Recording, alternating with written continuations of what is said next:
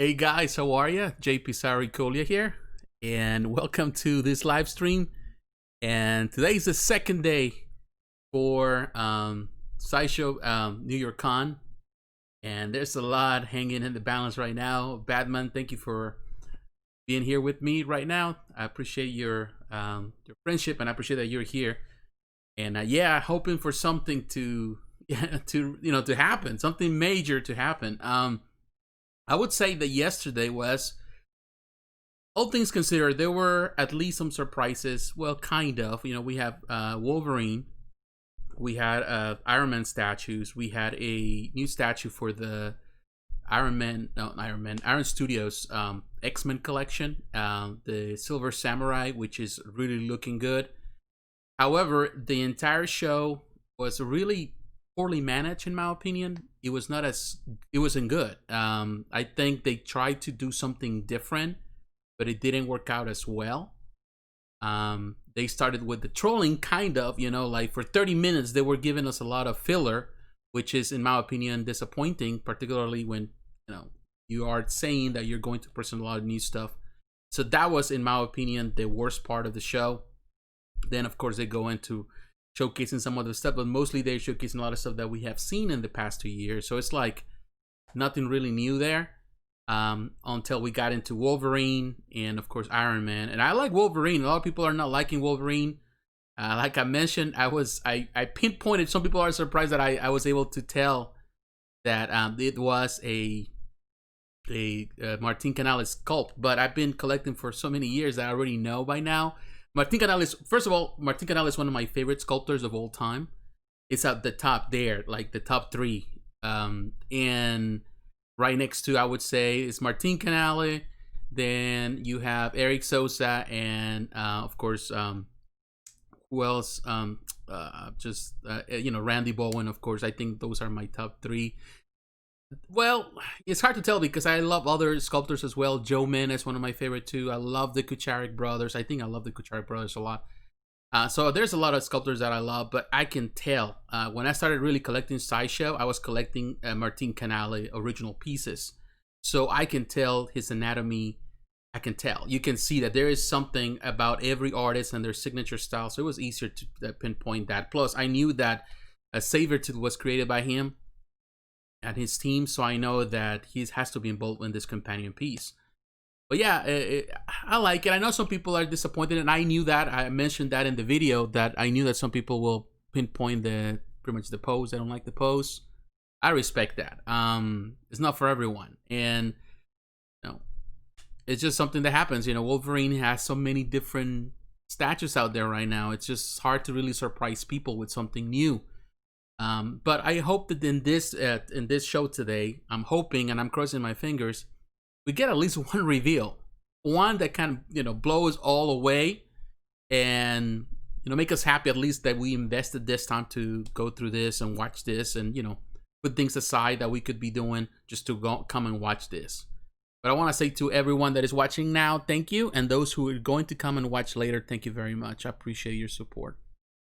But Batman, I hope you're doing fine. Thank you, sir, for being here with me. We'll see what happens. 1 minute to go on my watch, but already supposed to be on. Let me know if you have any problems with the audio so I can fix that. So far, everything seemed fine on my end. So let me double check on my phone. Hard to tell sometimes.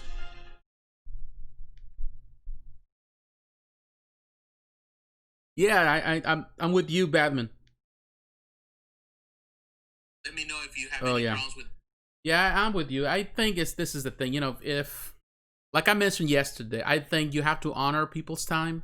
I think that's the most important thing in life. I have come to know that you honor people's time. And you don't make people wait. You do that in business, you do that in life. And this is no exception. So if you have people, you tell them, I'm going to be here a certain hour and I'm going to present this and that, I'm going to have all of this, then honor people's time and don't waste the time. Just don't go around doing all sort of things that really don't matter right now for people, and just give them what they want, what they come looking for. yesterday to me was kind of like for example, I can use this example with gaming. For example, like one of the worst things that we all looking forward always to E3. We love E3 because we love the game shows. We want to see the new games coming, the new consoles. But looking at E3 and you compare that to Sideshow, when you see the presentation from Sony in previous years, you got Microsoft, Bethesda, and all them, boring stuff. They always talk about a lot of nonsense, and it's just waste of time. That's what Nintendo stopped going there, and they created the Nintendo Direct, and it's a much better format. Even Sony learned from that this year. They have a very nice presentation online, straight to the point. Trailers, and that's what, when we saw Prime 1 Studio, when they did the presentation, they follow the same format that Nintendo's been following. Just give the presentation online, make it quick, go from trailer to trailer, and I think that excites people more than just all this filler stuff that people are not really so concerned right now. So now we have the music. We'll see what happens. I like this tune. Very catchy. We'll see what happens. I love the intro. Yeah, they did. Hello everyone, and welcome to day 2 of Sideshow New York Con. Is that like so excited to be some here. stuff for I'm your host today, Masters of the Universe? Look, I know this is the very beginning. Hello to all of you watching from home, and look who I found already hanging out in our booth. Popular YouTuber, one of the best collectors I know. Oh, hey, what's going on, everybody? Oh, okay. How are you? Welcome so much. I am doing great. Thank you so much. I kind of have the feeling that he would be invited because he was invited on the previous one. Yesterday. He would be showing up. To what you were so excited to see yesterday. Let's talk about you and your YouTube channel. You're one of the most popular collectors on YouTube. Your channel is closing in on 100,000 subscribers. You call them the Gemini. Gemini? Hello, Geminites. How does it feel to kind of look at your YouTube channel and you're like, oh my gosh? It's crazy. It's just like, wow, it's working. Like, yeah. You know, it's a hobby. I'm passionate about it. It's fun to do. So to see the channel grow is just Hey, Kratos, how you doing, sir? Welcome. More, and I'm having a great ride. Yeah, ready for more disappointments. Like yeah. Yeah, I'm on the same boat. Into DC. I really don't have my hopes too high this time. Great. I'd be surprised if they release at least one. They'll show one new thing. A money thing, but we ended up jumping into both lines now and collecting them and loving it. I am so excited for you. So, yeah. Like I said, you were doing a little tour yesterday of our booths. What were some of the things you were so excited to see?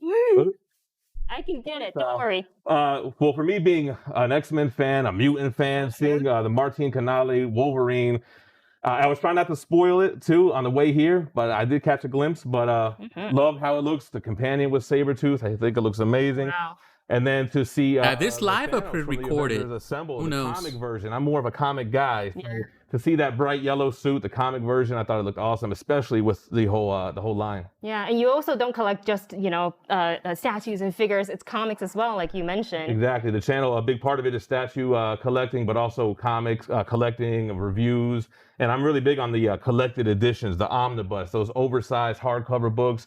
If you see my channel, you'll see the whole wall of them behind me. So that's also what I'm into. I love how the reason that you weren't collecting DC was because you had to figure out the room. That's my favorite thing that I found out today. I know, Kratos. Yesterday was bad. Like the first 30 minutes, it was the worst thing, and I know a lot of people tune out right away. I think about an hour. And then they went in to talk about the collectibles, and we got some great angles. They mentioned a few things like I'm so excited. So now, what are you most Wolverine, looking forward to? Man, it was just disappointing. What am I looking forward to today too? What do you want to see today? Yeah, I'm all about the new reveals. I want to see something that is unexpected, that we haven't seen before, maybe characters that haven't been done by Sideshow before. So that's what I'm looking forward to. And what do you think about the way kind of experience a convention in this kind of way? It's got its pros and cons. You know, I mean, obviously the crowd is the big draw. Just tell them like it is. Different cities, even though this is new for us. So we're out here in Thousand Oaks, right? So. He didn't want to just tell them like it sucks. I can see that. Show you as much as we can, the different angles, scale comparisons, but it's nothing like seeing them in person. One of my favorite things about this kind of con is that typically we would have the protective glass cases over the figures, which is, I understand, which is great, but to be able to see these up close and not have that sort of reflection is really, really nice. And that means when you film it, yes, exactly.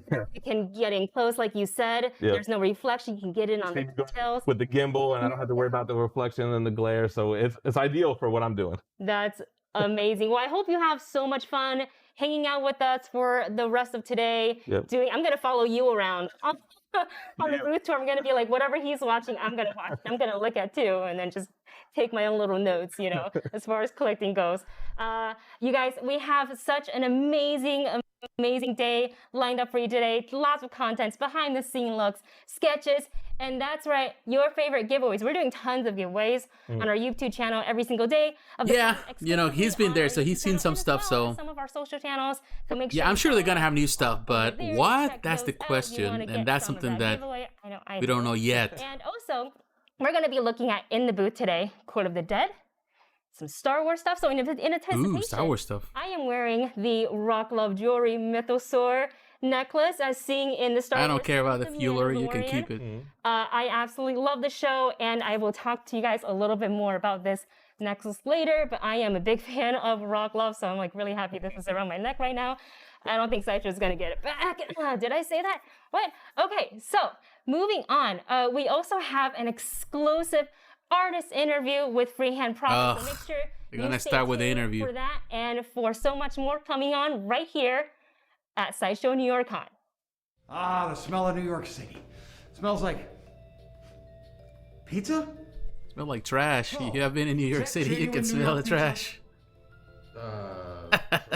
Oh, okay. Give me the New York City experience. It's $5 a slice, right? How about this guy?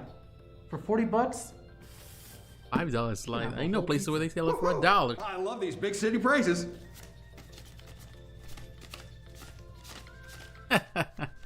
Love the display in the back. Look at the dioramas there. Some classic dioramas too.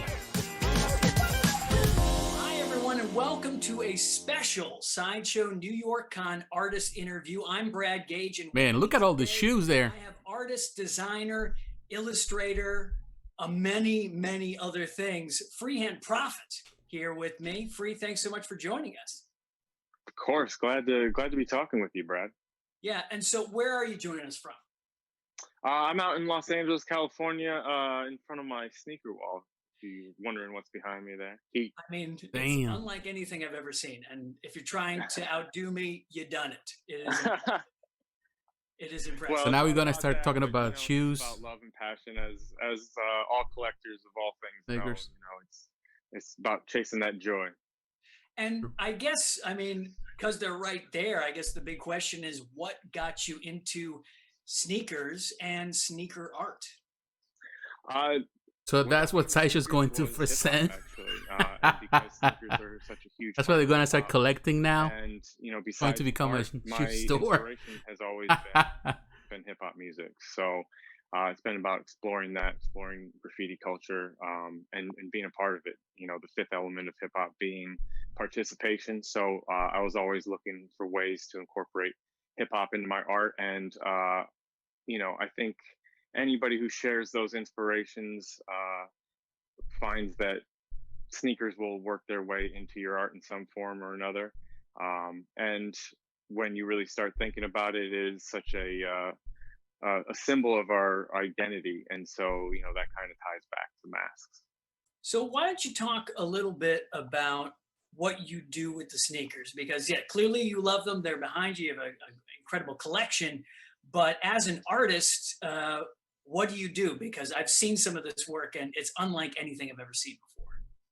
Appreciate it. What I'm best known for is dissecting highly coveted sneakers and making one-of-a-kind masks out of those sneakers. Weirdly relevant. Yeah, and what's really interesting is I'm celebrating 10 years of making sneaker masks this year, and as much as I knew masks were important and really carried so much different possibilities and meanings. They're promoting more apparel. It shows new ways. Awesome. Every year. And so these masks, they're more like gas masks, right? Is that they're not the type of mask we're wearing out every day? Exactly. Yeah. The original inspiration was a post-apocalyptic kind of survivalist you know, what do we have stockpiles of? Well, for me as a sneakerhead, I have a stockpile of sneakers. So if it came down to having to use what I have in order to create survivalist gear, what would a sneaker gas mask look like? And you know, there's a lot of other factors that go into the work, but that was kind of the inspiration there. And it's played into different ways. Now, obviously, the gas masks have been my focus and kind of what I was best known for. But it's kind of branched into different styles and explored different techniques and so forth. So it is more than just gas masks now. And I have been actually working on designs for masks that we can actually wear out. Yeah, because that's the thing. I mean, you were into this post-apocalyptic thing, and now we're here. And it's like, everyone can relate to wanting a mask that kind of represents their interests, you know? So that's right. That's interesting. Have you gotten a lot of messages and tweets or anything where people are asking you more and more for custom masks? Early on, but you know, I'm very clear about my intent with the artwork.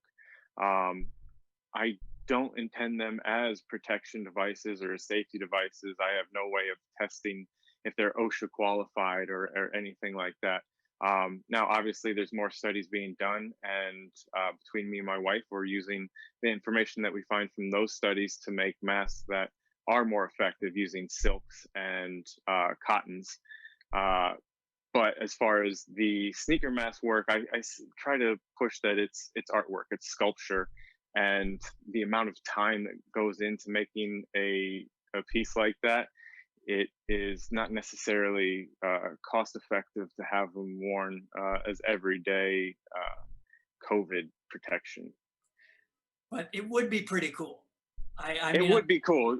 Look, I'm tempted, and I have a few stashes at the house that would work in a pinch. But obviously, you know, I feel like there's function and then there's art. Now you can apply art to function, but it's not always the case that we should be applying function to art, if that makes sense. No, it definitely does. And I mean, clearly you could not have foreseen all this stuff to happen. When you were starting this, what were your influences? What's the end game here? If they don't know what their fans are looking for, what is the future of this company? I said before, but it's like I have never seen any. That's a good question. Yes, there's no one else. To be honest with you, I've been thinking about it for a little bit. I've been thinking about things that are fictional or real. The direction Sideshow's going.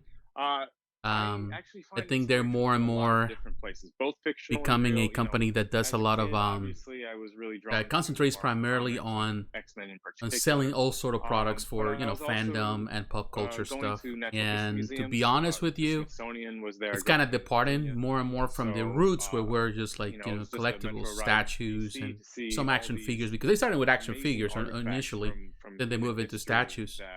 So I don't know. I think the end game is to be more to grow, particularly in this economy where it's so volatile. And I think that's technically what it's happening with Sideshow, sadly. I think Prime One, little by little, is taking the place of the collectible company. They doing it like this year with the presentation we had. They showcase so much art, and these companies are kind of taking that void, or they taking pretty much the space that Sideshow's leaving behind. I don't know. It's hard to tell, really. It's right now. It's so difficult to determine what Sideshow's doing. But it's becoming more and more a company that sells everything, nothing at all. I don't know. It just, and it's sad for those who have been collecting statues for a long time, like myself, for people like you, people that have been doing this for quite some time. It's hard to see this company kind of getting into this mode.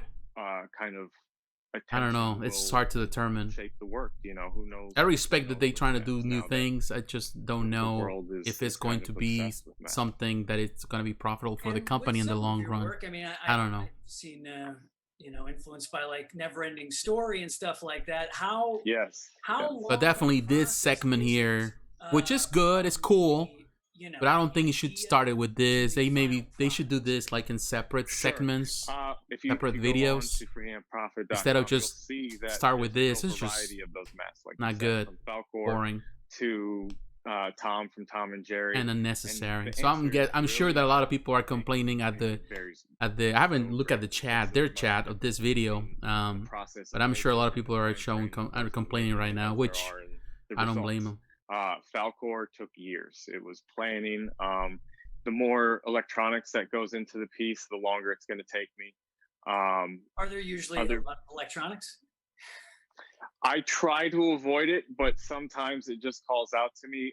For example, with Falcor, Jim Henson has been a huge inspiration my whole life. So if I was going to be doing a tribute, a revival, if you will, of Falcor, I was going to go full Henson. It had to have animated LCD eyes and smoke coming from the nostrils and glow in the dark teeth, and you know, go all out. There's no other way to go. Yeah, exactly. And but so the timing can vary. That makes sense. I mean, there's a lot of elements at play here. Exactly. It depends on the client. Maybe it's a brand and they don't have 2 years to wait. They give me a few months, but you know, it's gonna really set the parameters of the project, just what I can achieve and what the design. The Hot Toys reveal they are saving for tomorrow is 99% the armor. Or okay. A fine art piece for a collector. Yeah. I think that's what they claim about that reveal. So we'll see tomorrow. So we'll check. I bet you're right. And there's nothing wrong with that either. And hey Jesus, hola, ¿cómo estás? Smithsonian being a big part of your Gracias por estar aquí. I mean, there are masks from cultures, you know, a millennia ago and further and beyond. It's really just a part of the human experience, are creating masks to tell these stories. Is there a country or a culture whose art particularly inspires you? You know, oh my God, this question. I have my favorites, but it really is American culture. Just all the variety out there and all the ways that masks can be made, what they can be used for, how they can look. Oh wow, this segment is boring. No, don't say nothing against it. You know, the people that love this kind of stuff, but come on. But let's go and talk about collectibles. Variety that we kind of are going after. Oh wow! And you know, I've always been really into ancient Egyptian culture and Mesoamerican culture, and you can see that reflected in the work as well. I've made an Anubis and a Horus sneaker masks, as well as Hasbro and Bandai revealed their versions this past week. It has to be that. Yeah, I agree. I think so. Normally, companies kind of work alongside, and depends a lot on the licenses. Sometimes the license kind of plans everything. So yeah, I think you're completely right. So you know, and I'm sure tomorrow you'll get it. You know, we'll confirm that tomorrow. It was a huge moment because, you know. All right, let's finish this segment and let's move on to the next thing. Things to go and please be able to, you know, just experience that was something real special. And who is your favorite artist? You know, in any type of art form. It doesn't need to be master sculpture. You know, who is your favorite? Right now, I think I got to give it to James Jean. Just everything he touches just seems to have this eloquence and also it's just a poetry to it, and his craftsmanship is bulletproof. So you know, it's just all around awesome. What kind of stuff does he do? I'm not familiar. You know, I would probably, it's so hard to describe because it is so. Yeah, that's what it is. A shoe collector interview. I don't really get out of here. Describe it. Well, he is actually an artist. I think he designs stuff. He's a shoe collector, but he designs a lot of stuff. I'm guessing that they're gonna do some work with him, designing some art, like I don't know, jewelry or some apparel, things like that for maybe some art prints, because he does graffiti stuff as well. So I'm guessing that's what they're trying to promote. But yeah, Kratos, I'm falling asleep here with this. Like, what the heck? I don't know who is the one that planned all of this, or who's the one that tells them this is cool or right. I don't know. They just came up with some ideas that just off there. You know, they really out there. Yeah, you know, when you can't really describe it, and I think also there's artist envy. Like when you see another artist and you're like, I really wish that was my work. It's so good. It's just so Alrighty good. then. Like it's just superb. You know the top notch stuff when you see it, and he's top notch for sure. I'm sure there is a lot of artist envy. I agree, Jesus. That's what we need. I'm not really all due respect, we need to see some statues and maybe some action figures. You know, for those who are here that they love the hot toys. I don't have a problem with that. I know that they're gonna do reveal tomorrow, but we need collectibles. We need to see collectibles. You know, I actually linked up with Sideshow while I was working on a book called The Art of Sneakers as a photographer shooting Tracy Tubera's work. Who was also, he was another artist featured in The Art of Sneakers. And I actually had the Infinity Gauntlet in the trunk of my car that I made out of Jordan 1s, which was a Boss Logic collab. And I got to show the Sideshow team, and we started talking. They showed me the facilities, and of course I was just drooling at all the cool stuff at the headquarters. And you know, we stayed in touch via email, and we actually have a little something cooking, something coming real soon. Guessing that that's a secret project that you can't talk about. I agree. You know, I like Amy a lot. I think she's good. So I don't know who this guy is. Well, I've seen some of the videos he is on, and all right. Well, I haven't really followed much of their media. I just kind of see some stuff here and there, but I don't know. I lost interest in Susan left, and I know that they don't want to even talk about Susan. If you make a comment of Susan in their Facebook group, they'll delete it, and they can even ban you. But Susan was pretty much a much better presenter. It does not get better than that, and this one, yeah, is because of this shit. I'm with you on that. It's everything. Air Max 90. That means exactly, Batman. This stuff should be pretty much on demand. They should make videos of this and just load it, upload into their channel so people can come and look at them, like they've been doing with the other thing. What's the name of How to Be a Poster? And I think they present the poster because How to Be a Poster never really gets much traction with views, so they're trying to promote it here as well. And to me, it's like they do in their own way. It's the wrong place to do it. Well, Freehand Profit, everybody. Yeah, me too. I want to see some of the stuff up close, some of the new DC stuff. They kind of showcased it last night a little bit, but just very, it was limited time there. I want to see things up close. I want to see some of the new stuff, the new Batman Beyond. I want to see that. Thanks so much. Thank you, everybody at home, for watching. Stay tuned for more from Sideshow New York Con. And don't forget to let your geek side show. Whatever. Man, I want to pull my hairs on this one. I love Susan was. And I want to say that at first I wasn't crazy about Susan, but she grew up on me, and I think she really meant it. Like, she was real. She felt genuine. She felt like the real thing, that she really cared about what she was doing. I have this feeling of the people that right now are talking, they're just doing it because it's a job. They're just doing it because they pay for doing it. They think it's cool, but they're not as into the fandom stuff or into the collectible stuff. And I don't know, Susan was, I think, the total package as a presenter. Yeah, me too. Let's move on.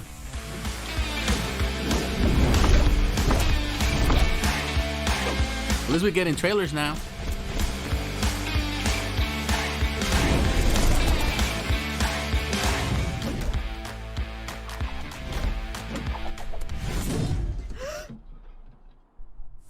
Cool trailer.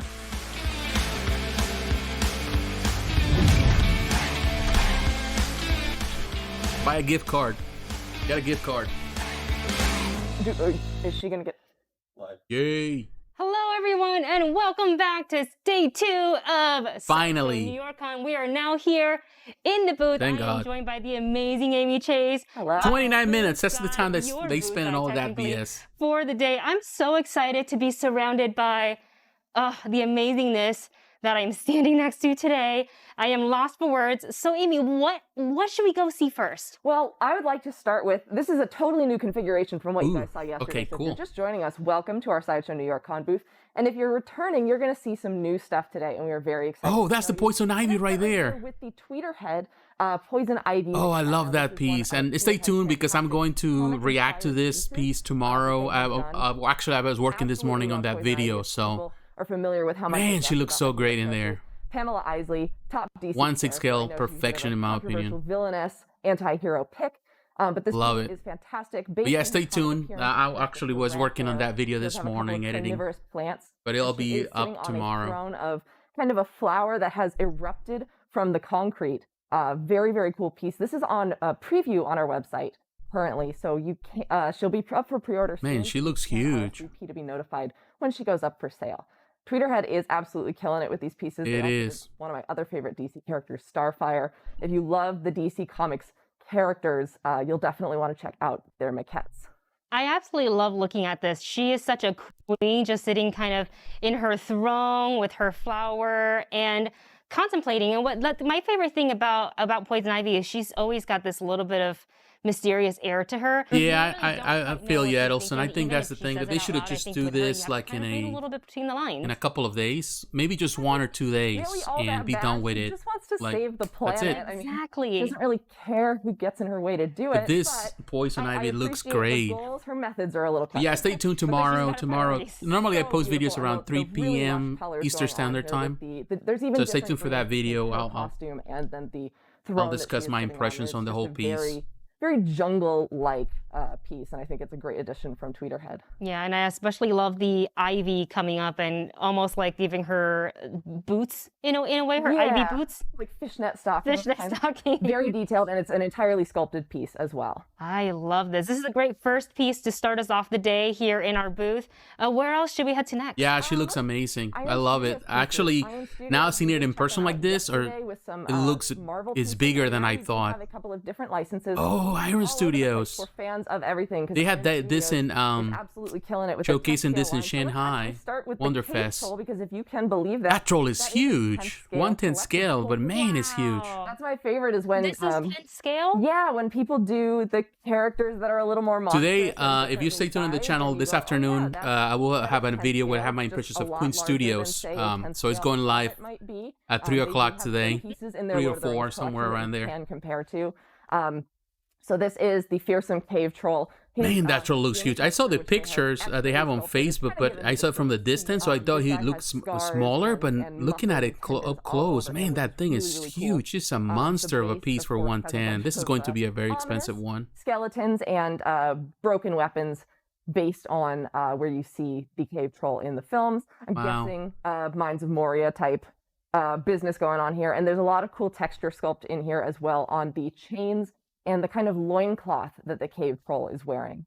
That thing is huge. Some of my favorite things to see is, I remember this scene from the film, and it was absolutely frightening, and you felt what the hobbits and everyone else, in the Fellowship were kind of feeling. Wow. And I love just the little details, as you were saying, about the chains and the weapons, and it's kind of giving that rusted, old. I bet you that it's gonna have even more than 350. Just so detailed, and everything pulls together. I bet you they're gonna try to price it at especially the 400. remains on the floor, giving that extra creep factor. Like, how long have those been there? I know, and they're all. It is. I was like, what? Pieces and different breakages. And this is a weird thing I like to note with monster characters, but it's always. But yeah, 350, no less than 350. I agree. Gloss paint texture. Iron Studios pieces are cast in polystone and hand painted, except. Yeah, that would be awesome for them to do that. Cave trolls and other monsters that you would see recognized in statues. I think it's very important.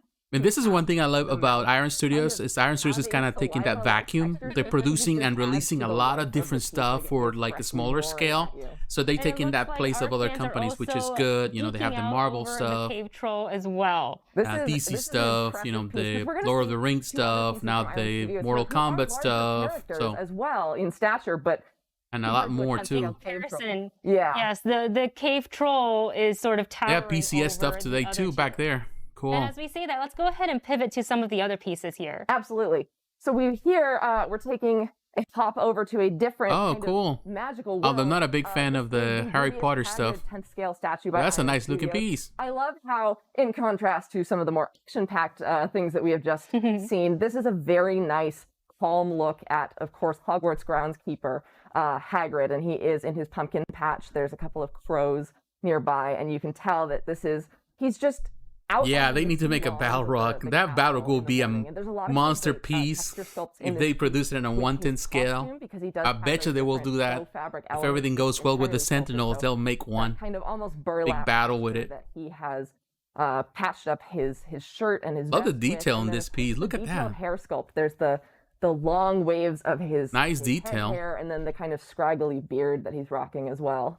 I can't believe that this is a sculpted piece. If you want to take a look at the vest really closely, it's so detailed. See the texture, yeah. When you said like a that sweater. It's sculpted, I actually did a double take. It looks excellent, and I love the little details down to the tiniest wrinkle. Yeah. You know, that would form around his body. And of course, in contrast to the cave troll that we just saw, this is a lot more bright. It's got, you know, the color of the pumpkin. It's yeah. So it gives you that fall. With the hobbits would be nice. I am all for it. I'm such a Potterhead that this is making me so happy. No, it's a very nice, just a perfect environment for him, and the expression and the pose. I love it because it tells the story without going to. And again, he's a 10th scale version of Hagrid, and Hagrid's a large dude, so like this will look really cool in anyone's collection. So this is also from Iron Studios, and I believe it will have a preview page on our website at side.show/coming soon. My favorite thing about that is it just looking at it makes me smile. Yeah, it makes me so happy. And let's go ahead and pivot over to the other figure that is Shao Kahn, I think on this podium. Oh wow. Amy, what can you tell us about this one? Well, this is not only one of the most popular video game villains in the Mortal Kombat franchise, but arguably of all video games. This is the Shao Kahn 10th scale statue from Mortal Kombat. And Shao Kahn looks amazing. There's a nice Mortal Kombat logo. Love the base. And it's just based on the games. You remember when you saw it sitting down on that throne, and what was that, Mortal Kombat 2? I love when there's wear and tear details. So classic. As well in the pieces. And wow. Then really nice, I'm not quite sure what material it is, but the really nice kind of gem at the top of his scepter that is going on. Yeah, that's a gem that looks very neat. Nice, intimidating piece for people who like. Wow, this is the second piece after the Goro, and this one, I think they're killing it so far with these releases. Beautiful paint detailing by Iron Studios to get that kind of ancient stoneware versus 250. Weather of his costume. The Shao Kahn, I think that's gonna be easily 350. Really impressive. 350 sculpt as well as he kind of sits. Intimidating all the fighters of the Mortal Kombat universe. It is sick. It is quite intimidating to kind of have him glare at you down from his throne. Wow. There is also the skull details on his throne that I really, really like. And you had mentioned earlier about the painting of it and the coloring. And I especially love it is really sick for sure. This part of his staff. It's a nice contrast because, you know, it's kind of got that shiny, magical feel to it. I really, really like that. And it catches the light nicely as opposed to, I mean, he's got some shiny. Yeah, me too. It would be nice to see actually a diorama, like a battle diorama between those two. Perhaps they can manage to do some dioramas as well, but I would love to see that from Iron Studios to create some dioramas for the Mortal Kombat line. Very, very excited to show and now that we're at the backside, now that we're looking at Shao Kahn, the backside of the cave troll is still creeping me out, man. You can see still coming for you, Amy. You can see like the treads of his foot. Oh, this like they go full 360 on these pieces. Which oh, look at that! They have the Mandalorian back there. You do have to pick an angle. I gotta look at that. I want to see what it's made of because a lot of people are concerned about the weight. A lot of detail and work into every side. And I'm really concerned. And there's something new that I haven't seen. No, that's just the child. There's so many days in a year that, you know, you can just flip and put the cave troll in a different position every day if you'd like. And today I feel like I want to have his back face the world. Yeah, it's Monday. So that's kind of giving you that vibe. You flip it around later and say, oh, welcome home. Exactly. So let's trip to a galaxy far, far away. We do have a couple of Star Wars pieces from Sideshow that we would like to show you guys. Now, I want to know exactly where they made that cape. I think it's going to be PVC. The baby, in this case, the child is going to be PVC. Last year. I betcha. This is the child life-size figure by Sideshow, and then we have the Mandalorian premium format. Let's focus on the child first. What you are seeing Mando is on his of the catwalk. Every day we get closer and closer to you achieving your bounty if you have this most valuable asset on pre-order. So we have released some first look photos of the piece. The final product. There will be more updates to our website very soon. Of course, this is the child fully realized in one-to-one life sculpt. That looks good. With Legacy Effects, which was the effects house that helped realize the puppet for the TV series as well. This figure has a very detailed fabric costume with these swaddling robes that do have an internal wire around the collar for posing and arranging around the child's neck.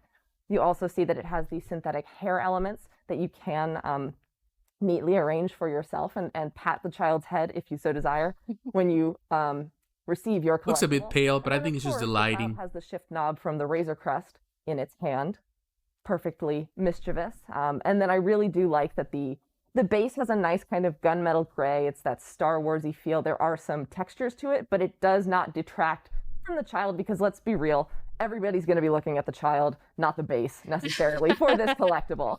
You know, I remember first time seeing the child and I really couldn't believe my eyes that I was staring into the eyes of the child. For so long, we would only see the child on screen on The Mandalorian from Disney Plus, and now it sits right in front of me. Yeah, I think so. The footage is better. I think that this time they are using a camera. Last time they were using a tablet. So I think that was the problem. They were using a really, I don't know, like an iPad, but you need a better camera to capture the footage. So I think that's why they're doing that. I think now they're running on a 1080p.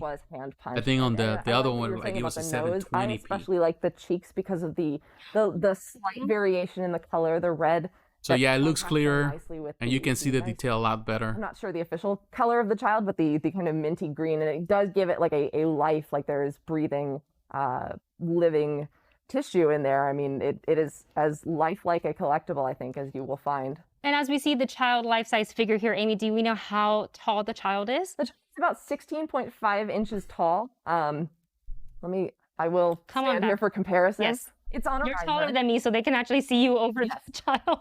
I am 5'9", and then the child is about 16.5 inches tall. If you guys can see that right it's there. Pretty good size. Yeah, yeah, the ears, even down to the they seem fine. I think it's just maybe they're too low, but I think it's just the... and for those of you who... It would be nice if you can actually adjust the ears. This is a static statue. It is not meant to be posed, but there is so much life and energy just in it's just set up that way. And the I think in that case, the Hot Toys version? You can just see all the expression. It's extremely probably better for display. It's literally looking back at me saying, "Take me home," which I do plan to.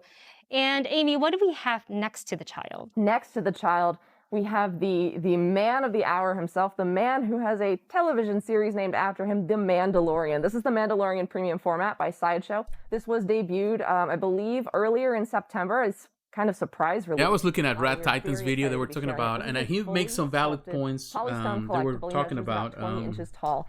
And I thought about it too. I mentioned it when I talk about this statue and my reaction of it. Of the Mando as he that there's going to be a problem with leaning, particularly in the way he's standing or the way he's set up there. Alien in the galaxy at this moment. And they're gonna do everything. Really, really cool piece. Our artists love to take into account the physics. We're gonna throw some science in with the artistry here.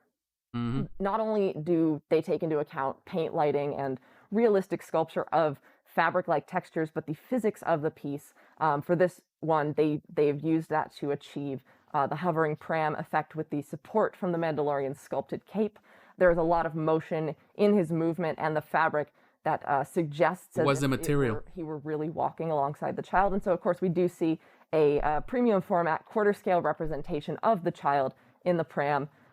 It is the PVC. Mandalorian does have his Beskar armor as well. There are some weathering details, and he does have his Mudhorn signet on his shoulder pauldron. So this is a very detailed piece. Nice, really shining kind of silver texture on the armor as well. And it kind of captures that iconic silhouette of the wandering bounty hunter in the desert now alongside what has made him a clan of two. This is such an iconic pose, an iconic image, if you will, because now, as now we have all seen The Mandalorian, the hit Star Wars series, I feel like The Mandalorian is synonymous with the child. I almost can't say The Mandalorian without saying the child, and vice versa. And what you were just talking about with this piece is that the dynamic and kind of the defying physics part of it, that is my favorite. Yeah, it is going to lean eventually because the way it's walking kind of look And the at only it, way look they got underneath into and say, they could how combat do that they would be do to make the that? whole thing Yeah, PVC, like in that's this sort of my case favorite part about the this. Of cape course, I'm a cape girl. and of course the baby Capes are and disposable, so the if crate there's with the any sort of baby, of cape, course, just give being it to me. carried. And If you look way at the is sort of description in the stopping and website, moving it the says that Mandalorian as he it's does made his out of stroke polyresin is and my also favorite part. And of course, PVC or all the ABS, sculpted which is details. And since vinyl, strong vinyl. the chat wants to know if we can see kind of the connection between the cape and Good question. People are saying this that. This is a prototype. We'll show you as best we can, but it is currently keyed in. It may change in production, but what you guys are seeing currently is what we have on display. Again, very early prototype that we couldn't wait to show you. It is available for pre-order on our website. Betcha that it's going to be PVC. Well, if it shows right there in their website in the description, so that thing is PVC. USD, I believe, on our website, and it's estimated to be arriving next year. And then the child is still even that cape could be PVC, just to kind of manage the weight. Arrival window getting shorter and shorter every day. So check our website for the latest. It is a nice sculpt, a nice concept. The shipping of those pieces. Oh my gosh, I could stand here all day and talk about the child and the Mandalorian all day with you, Amy. And while we're here on the topic, I do have around my neck the Rock Love Star Wars Mythosaur. Oh, come on. You already told us that. Have seen on the show. Now this is sculpted all in sterling silver. It does have an antique effect for contrast, and it does sit on a flat. The baby seat is the wrong color. That is adjustable, so you can wear it very loose, you can wear it very tight. This is where I like to have it sit, and it is so comfortable. There is so much detail. I never really pay attention to that, but I'm probably gonna take a look next time I watch the show. So super comfortable to wear. And also, if you don't know anything about Rock Love jewelry, is that every single piece, including this necklace, comes in a gorgeous box, and the box is sort of an art in itself. And this has a gorgeous silk screen on the box. You can display your jewelry with your box. You can display just the box as you wear the jewelry. That's how I do it. I actually have shelves at home.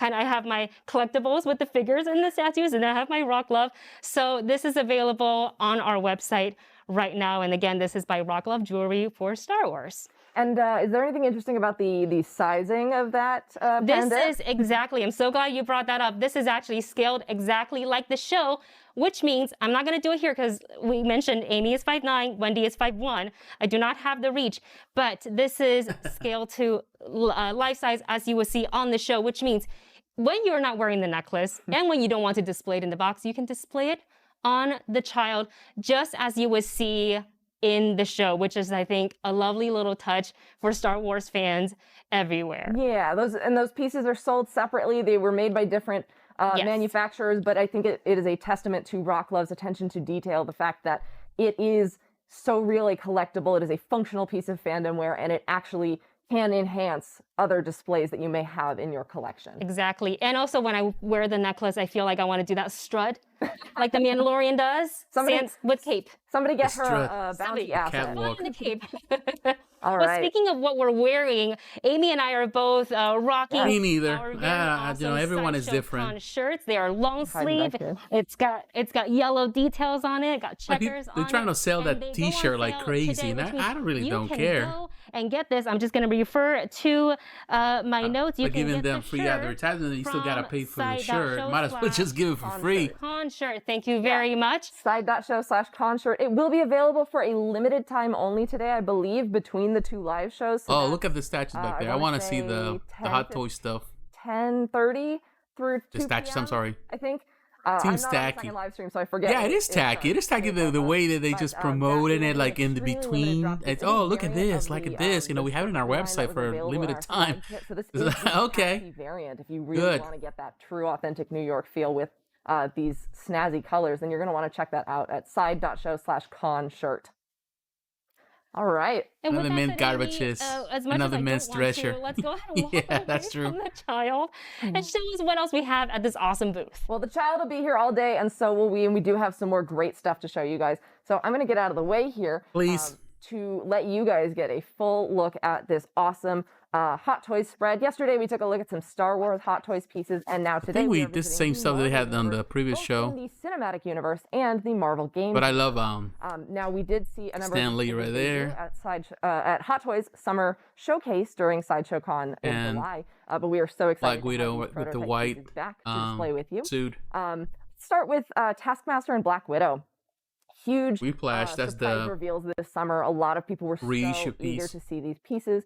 They are our first official looks at some beautiful costume detailing from the highly anticipated Black Widow film. Can't wait till we actually get to see that. Disappointed that they pushed that movie till next year. This is the first collectible realization of cinematic Taskmaster that there is, which is highly exciting, especially for cosplayers. Yeah, we were watching that one long ad. That's all it is from the get-go anyway. Taskmaster does come with an armory of different accessories that they use in the film, as well as a fully detailed fabric costume. You can see that there is a hood element, lots of different colors going on in the fabric suit. And I would have gotta be honest, it's okay for the film, but I'm not really a big fan of the design. I'm always gonna be more like classic Taskmaster design. I love the Taskmaster design. Look at this mysterious character by George Perez. I think that was the perfect design. If you want to RSVP for this collectible, you can go to side.show/coming soon. RSVP to be notified. We do email and SMS.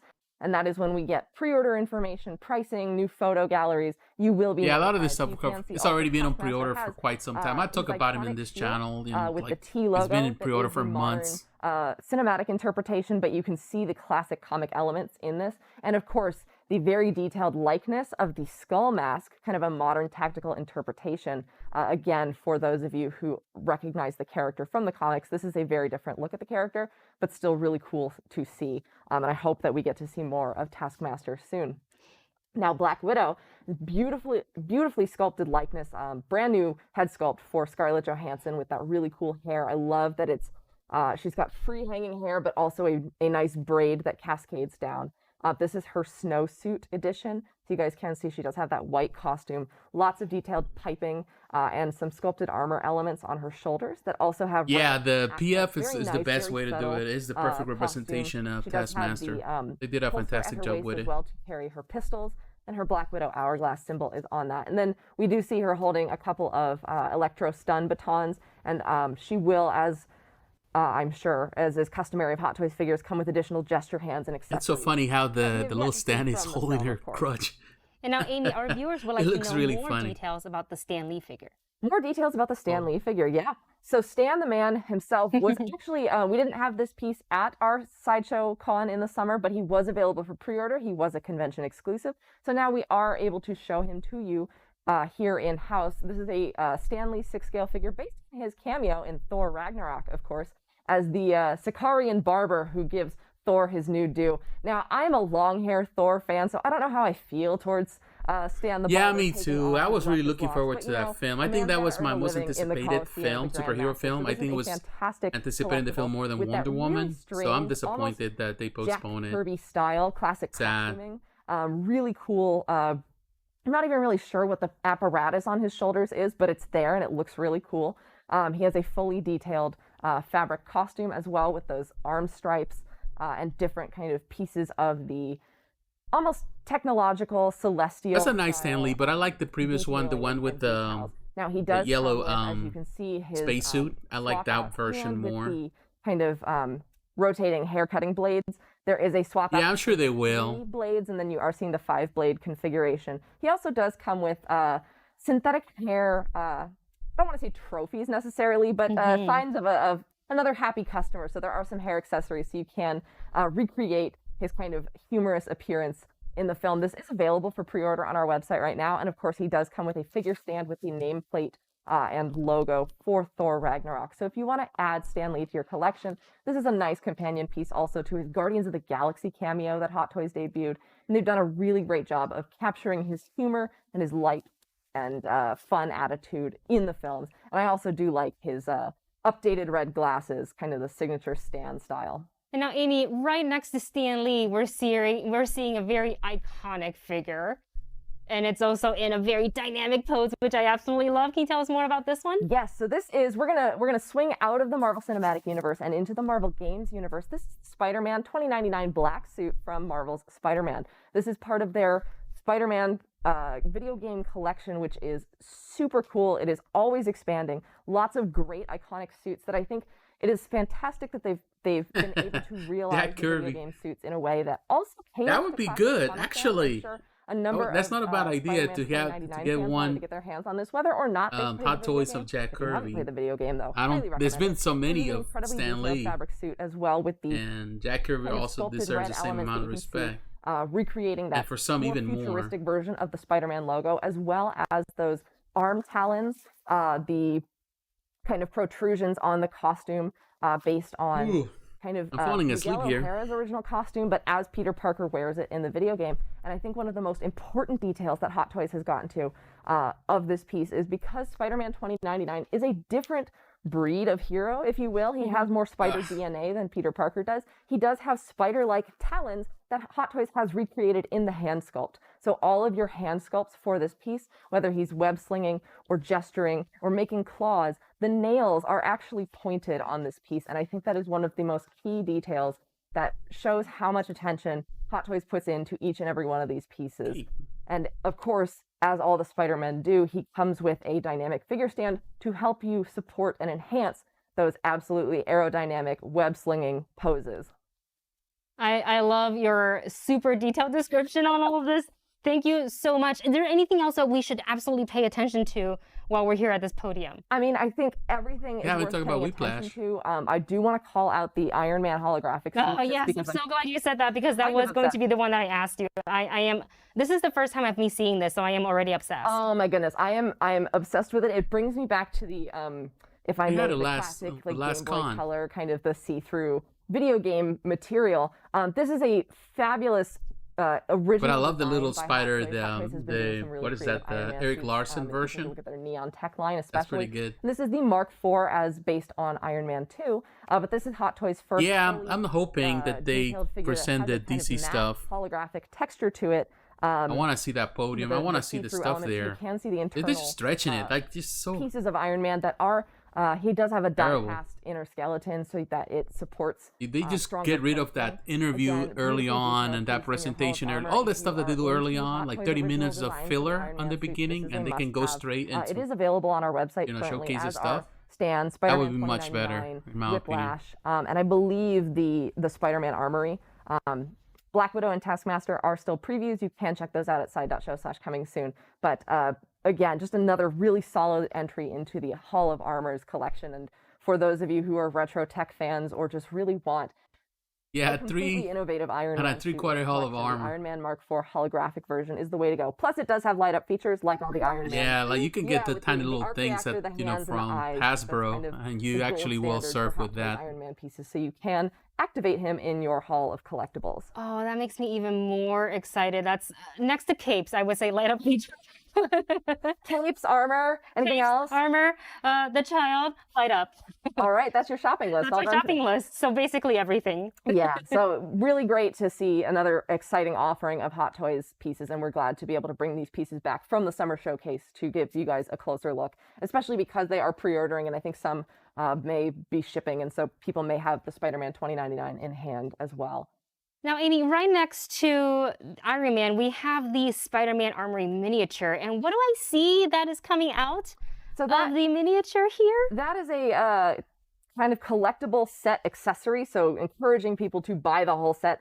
Dr. Octopus's tentacle, as inspired by its appearance in the video game. And if you guys want to see the way that Hot Toys has done those, there is the anti-Ock suit that they previewed in the summer as well that has those base accessory tentacles. So spoilers if you haven't played the game, but of course Dr. Octopus is such a big antagonist, and it's really cool to see this scientific setup. I haven't even finished that game. A number of wearable suits from the game, including the Secret Wars, Cyborg Spider-Man, Scarlet Spider, maybe I need to live the stream damaged costume, the electrically insulated costume, and the Iron Spider suit. In my gaming channel. And because players are always interacting with that tech interface, it's really nice to see this nice light up display alongside Doc's tentacle, as he was Peter Parker's mentor. By the time it's going to be 2 hours, it's like, oh, I'm sorry, we didn't get a chance to present you anything else, so come back tomorrow. And they give you another interview and more filler. Together in the previous Spider-Man, this is the second series. So the previous series, if people did collect that, it came with a Peter Parker backpack web accessory to stick to the side. So if you did get the first series of Spider-Man armor, I'm falling asleep. Set to kind of fully add to your roster of Spider-Man suits from the game. That's amazing. I'm loving everything that we're seeing so far. My heart is so full from geeking out. Amy, what else can you show us in the booth today? Well, I would like to take a little detour to the underworld. Yes. An original Sideshow property. If you guys have never joined us for one of these streams before, please allow me to introduce you to the Court of the Dead. This is an original Sideshow property that is long and short. Heaven and hell are at war with one another, and you've been told lies about how one is good and one is bad. In fact, they are both bad, and they are using your souls in the afterlife as fuel for their endless war machine. And only Death, master of the underworld, who calls himself the All-Taker, he is the one who is creating a rebellion to rise, conquer, and rule, and overthrow the celestial oppressors. And so what we are seeing is this beautiful cast of characters who at a first glance you might think are monstrous and villainous, but Court of the Dead turns that all on its head, because these rotten and decaying and ethereal creatures are the heroes of our tale. That doesn't mean that they're not without fighting in their own factions, because on the path to rebellion there is going to be some struggle. But there are 3 primary factions of the court. There's the flesh faction, the bone faction, and the spirit faction. You can take a quiz on our website to find out which faction you are. I know that I proudly rep the spirit faction. So I wanted to, I could go into detail for hours about each of these pieces, but at the risk of it is filler. Keeping everybody else from what's at the booth, I want to just kind of... But actually, I do like that, the huge guy. That got it last time, but I think they have the interchangeable hit this time. Limited to an edition of, I believe, 300. That guy is super cool. I could be wrong. I know he is in stock on our website currently. This is one of the champions of the Flesh faction. He is literally bound by magic and rage. You can see that he has a lot of the detail on that guy's insane. Disgusting elements piecing him together. He was painted by Casey Love, who is kind of a gore master supreme here at Sideshow. Yeah, Casey Love is really, really fun piece, and he is one half of the War of Flesh and Bone, which flesh and bone factions are constantly at odds with one another. We do have his rival on the other end of our podium, but we will get to him shortly. Up next, we have Demethyle, the Exalted Reaper General. He is a legendary scale figure, so he does stand a little taller than a lot of these other characters. He is the leader of the Mortis Knights, a very venerated hero among the underworld. There is actually a novel that will be put out about him next year if you are looking to dive in. And for those who always ask about where to dive in with Court of the Dead literature, you can go to courtofthedead.com and check out free webcomics. There's the Chronicle of the Underworld available from Sideshow as well. There is a board game. There are some animations on our YouTube. It is a multimedia immersive story experience that is constantly growing and evolving. So there are lots of places to look, and there will be additional graphic novels and prose novels coming out about these characters as well. So this is kind of the essential Demethyle bone faction. If you man, I know Sideshow is doing all sort of things. Now they want to get into publishing comics too. Lots of detailed chains and fabric elements going on these pieces as well. Next, we have Relic Ravlatch, the Paladin of the Dead. This is a premium format figure. It is in stock on our website right now. Relic Ravlatch is Death's personal quest knight. So he goes on adventures through the underworld to retrieve rare relics that the All-Taker might need for his rebellion. Specifically, he carries with him several items. The Trueburn Lantern, which is a talking lantern that kind of guides his way. He's got the Brave Nail Blade, and then on his back, he does have Gotham's Bulwark Shield. And there is a swap-out feature with the arms where you can have Relic Ravlatch holding his shield in front of him rather than the lantern. There is an unboxing and assembly video on our YouTube channel as well if you'd like to check him out. And he proudly displays the signet of the Bone faction on his kind of pith helmet there. I really love this character. He's a fan favorite. He's got a lot of attitude to him, which is really fun because a lot of these characters, you see their game faces are on, but like a lot of these characters do have a softer side to them, or if you're Relic Ravlatch, you're a little bit of a jokester. But he always gets the job done in searching for relics for the All-Taker. So up next, we have the Queen of the Underworld. This is Gethsemane. She is the leader of the Flesh faction, and she is one of the more beautiful members of the court because Flesh faction is all about adapting and changing, and she has made herself in an image of kind of like the mockery of what humans think is most beautiful. To that end, her crown is made of a kind of warped crafted a whole to kind of symbolize story her around this in piece. the underworld, and she is not to be underestimated. She is a power player in the underworld. But I'm still not interested. Her necromantic magic. I know some people are, but not me. Of the Flesh faction, and she is holding her Sliss the Morphic Razor is what she's got in her hand. If you have the exclusive edition, she can withdraw the knife from the statue, and you can have an alternate hand displaying. I believe that is sold out, but the collector edition is still available where she's resting her hand on that blade. And if you look at the souls and the kind of magic going on, one of my favorite details is there's like the top half of a jawbone right here, and the bottom half of the jawbone is on the other part of the flame that she's kind of pulling and working into a new mourner of the underworld. Reminds me of Persephone. The citizens of the underworld. Up next, we have Shard, Faithbearer's Fury, another fan favorite character. This is the second iteration of Shard that we have debuted. This is a younger version of Shard, so if you have the Mortal Trespasser, you'll notice that she's a bit older, a little more battle weary. This is the young Shard who is a member of the Order of the Black Sword, Knights of the Black Sword Order. She is in the middle of a holy battle. She's a religious zealot. The humanity in this world is kind of war-torn. They believe wholly in the lies of the celestial afterlife. And so you can see that it's very reminiscent of that kind of historical crusade. She does have a buckler shield with the arrows in it, and she does have a swap-out arm for the shield arm that holds an axe instead. And then she does have her sword, Faithbearer, which is one of the two swords she carries in the Mortal Trespasser edition, along with Seraph's Woe. And then a cool detail for those who have both statues is because she's younger, she has a deeper version of the scar, or the it's wound okay. that will It's just scar. Love the design, love the art, but not my thing. So up next to her, we have Death, Master of the Underworld, and many of these pieces have been showcased before, so there's nothing new here. They don't pick a side. They don't pick a faction. The All-Taker loves all his children equally and needs them all equally to kind of really overtake the Celestials, and so he strives for harmony in the underworld. He wears the symbol of the Underworld United on his shoulder.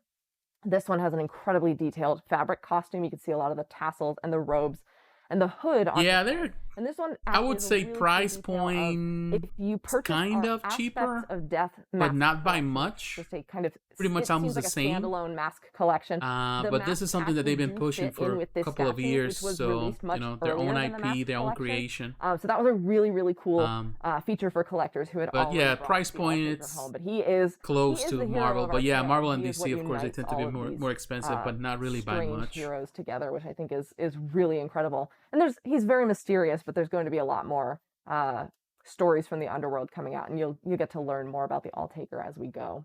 I love this so much, and every single piece is so detailed. The theming of it is absolutely incredible. And the more I look at it, the more I fall in love with each and single piece because they're so unique. Not one look like the other, but when you put them next to each other, it kind of becomes an all-encompassing theme, which I really like a lot. And kind of like you said, you were talking about the Queen earlier, and the more I look at it, the more I'm like, oh yeah, I kind of, really into just the coloring and everything, pulls everything together. Yeah, and again, I know we got them up against this beautiful diorama backdrop, but these characters deserve to be looked at from every angle, just the intricacy of their armors and stuff. And the Queen has like really cool tattoos that actually do change between her statue appearances. They've done different tattoo designs for her because the Flesh faction is always changing. I actually have 7 Court of the Dead statues in my collection. I need this cool backdrop to really make it. That's why she knows so much. You tell a story that she loves this thing. Collect. How are we doing on time? Because I know we got a couple more characters. No! I don't want to use all of our time. We're good. All right. So then we're gonna take a look at some of the some more of the ladies of the court. Oh my gosh! So they're not gonna talk about DC this time. Galavarb, who is the eyes of the Queen. This is the 2nd edition of Galavarb we've done. Most people might remember her from Death's Siren, the very beautiful and provocative mermaid that kind of transformed as she went down into this grisly creature. So she serves Queen Gethsemane, and she is an assassin. And this is a second form of her, again, because the Flesh faction is always changing. So this is a Naga kind of inspired version, very snake-like. The artists took a lot of reference to her historical garment in giving her that new costume. The exclusive edition is sold out, but it is an alternate clawed hand called the Touch of Death. But there is a really cool detail. It's like what they're doing is they're promoting everything they have on inventory. That's what they're doing. Unfortunately, we can't. In this video, it's like, okay, this is sold out, but we still have this one available for to order. It's like, okay, so now you're just promoting inventory. Changing allegiances. Very interesting. Which is, I understand, but just to present it in a con where technically you're expecting to see the version of her. She even has those upcoming stuff on her face.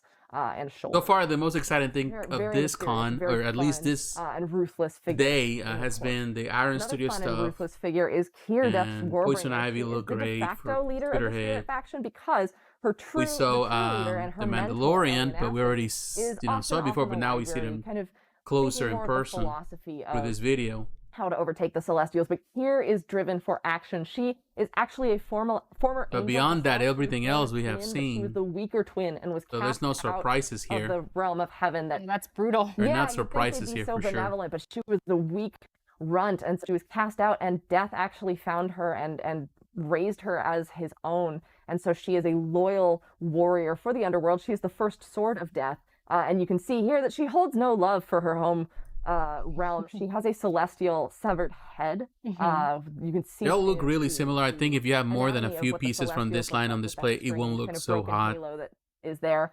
This is the second edition of Kier that we have also produced, and I agree. I think if you have, I think you have a really nice, really interesting point, and I do agree with what you're saying. They use the same tone for everything, the same color. So if you put them all on display, they all kind of washes out the entirety of the. You don't see that separation in battle mode. Because everything looks so similar. More detail of the so yeah, I think you make a really, really valid point. Her back, which is really cool. The exclusive edition is sold out, but if you did score that, there's nothing that makes it stand out as much or separates one from the other because they're all so similar. Like for example, we see with Prime One Studio that display they have for the what is that the display of all the night stuff, all those my personal favorite different versions of Batman from different universes, from the Dark Knight's run. They all have different colors. So one is green, the other one is red. They have some of the differences, so you can see the separation of color, and that makes the display stand out, and each one stands out within the display. So yeah, you're completely right. Because I'm not a warrior. And she proves that you don't have to be a warrior necessarily to help in the rebellion. So she is the true leader of the Spirit faction. She is the youngest of Death's children, but technically has existed the longest. Man, this girl knows a lot about this. She loves this collection. She has this very almost Dead metal. Thank you very much. She knows a lot, and there's a lot of things going on in her head at all times, and you can kind of see that by her dreamy expression. She is the Metal Knights. I think that's what it's called. Which is the Spirit faction magic. I remember. She has different skulls representing hell and then the kind of underworld. All this stuff. Lots of beautiful fabric pieces. You can see she has those posable ribbons coming off of the back of her skirts. That's my favorite detail so far on her. It's I mean, all the details on her are stunning, but that is the most intriguing for me. Yeah. Like a cape. Yeah. And they're dart tipped, and it kind of suggests danger. So but she's very gentle and mysterious, but if you do upset the Dark Knight's metal, that's what it's called. She might come at you. Also really fun detail is she's got 2 feet. She's only got 1 shoe on. I totally agree with you, Batman. Off her base in a these pieces are like some of them are like what 2-3 years old, whimsy, and she's so bright compared to these other characters. And to me, it's like okay, so now we're going back instead of going forward within the court itself. They're just promoting inventory. They're promoting whatever they have. They still have in stock, and they want to just sell, get rid of all the characters, I'd say. But this was an interesting piece because it was originally a long time ago when Court first debuted at San Diego Comic-Con. She was done as an art study. But people really wanted Sheev to be brought into the court as a collection item that they could have. So this is Sheev the Pathfinder, a Nethergeist who is responsible for finding locations of harvest for the Reapers and for the Alltaker. And she does this by her long scythe, who, oh my god, I actually forgot the name of the scythe. That's a Court of the Dead first for me, but I do know that she also carries the Long Finger Beacon, which is that kind of blue crystal that she uses to find sources of Etheria, which is the soul energy, that is the blue kind of magic that you see throughout these court pieces. Now, Amy, while we're sort of standing in front of the diorama of Court of the Dead and all these gorgeous pieces, I also want to talk about the people behind the scenes. Can we talk a little bit about the creative team and, of course, some of the lead designers behind this collection? Yes. Oh, my goodness. So many hands have touched Court of the Dead, and it's incredible. But this all comes from the mind of Tom Gilliland, who is one of the owners of Sideshow. This is his kind of heavy metal, rock and roll, dark fantasy that is really incredible. And it's really great to see the ways in which it has been slowly realized over the years through the different pieces of media. I know that Casey Love has painted a number of the figures, including Odium and Relic Ravlatch. Rachel Rubacek was responsible for the really cool historical design of Galavarb. There's a lot of teams working behind the scenes as well. We've got Anna Van Slee, who does appear in a lot of the court interviews, very, very passionate. Ricky Lovas, who kind of ushers the publication projects into being. Mark Even if they were Newman giving this away, my favorite is Mark Newman did Gethsemane. Me too. Galavarb, This is not my cup of tea. Galavarb. Particularly the beautiful women. concept. I've never been into the macabre. I've never been into the really dark stuff like darkness and demonic. It's not my thing, you know, because you know I'm a Christian, so Scourger. I try to steer away from that stuff. We did just get. You know, I know some people love it, like my brother. He loves that kind of horror thing vibe. Not me. But yeah, so Mark Newman did the not my beautiful, thing. beautiful But I Gethsemane, respect and it. then I he know the did art that goes Huxel, who behind I'm it, so glad and is I know wearing it's his mask. complicated. He's got the scariest face. But this I think, type in of the stories are Dead. not like, okay, it's not my thing. He's- I love he's certain this, things, scavenger who but this is not feeds something on the that I'm leftover interested emotion that is on. left I in really don't battlefield. have any take on it because I didn't grow up watching or reading any stories based on this.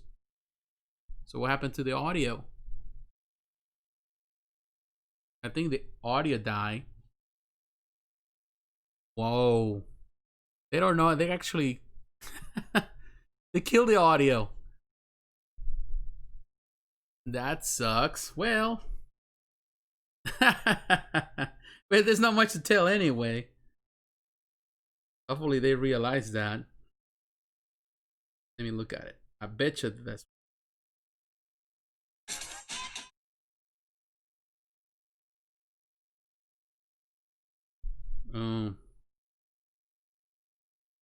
Wow, I think the audio. Yes, it's by audio. That's what's happening in their own. No audio. Audio die. Yeah, I'm looking at their video. I'm looking at their. Yeah, we got some big guests. They big moved news. to this. Joshy G got to be looking strong. 678, 679, and 680. Whew.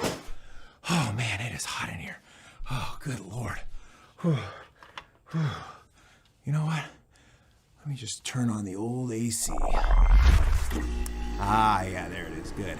All right, back to my curls. Definitely don't need the Power Stone for that one. Yeah, strong.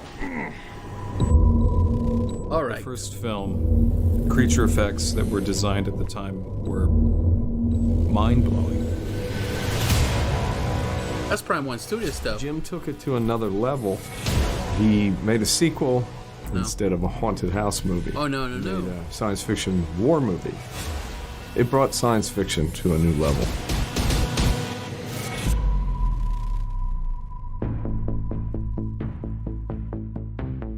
I think the alien creature is, and always was, something very unique, very insectoid, very different, but it still had human proportions, which made it creepy. The first film, you've got a really great life cycle of egg, facehugger, chestburster, final xenomorph, but the question always lingered is, where did the eggs come from? I remember the day Jim... Do you see the guy breaking the Wolverine figure onto stream yesterday? What? And he had a whole image of the Queen. Someone broke it? I didn't pay attention to that. I need to go back and look at it. That mythology and I need to go back and check it out. That would be a matter of just how to somebody broke the Wolverine. 1980, I need to look at that. When it came out in 86. These techniques and this size and scope of it were very unique and hadn't been done. We decided to work with Legacy Effects on the Queen Alien because they worked on the movie. These trailers are better. They were the artists that created the Queen.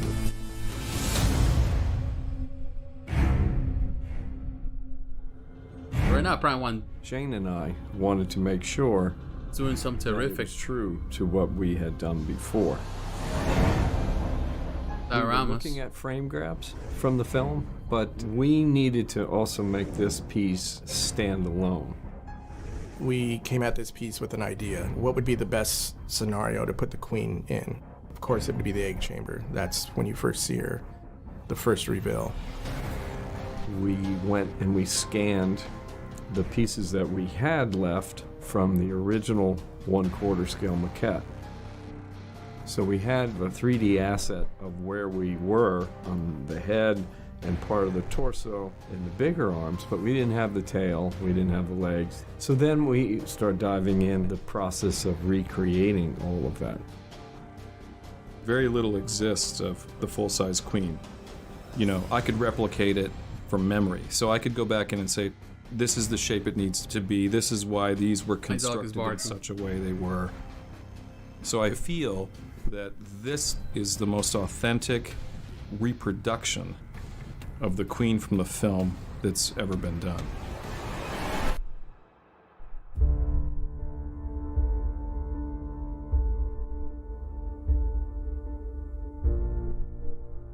I was a fan, as we all were, of the first Alien.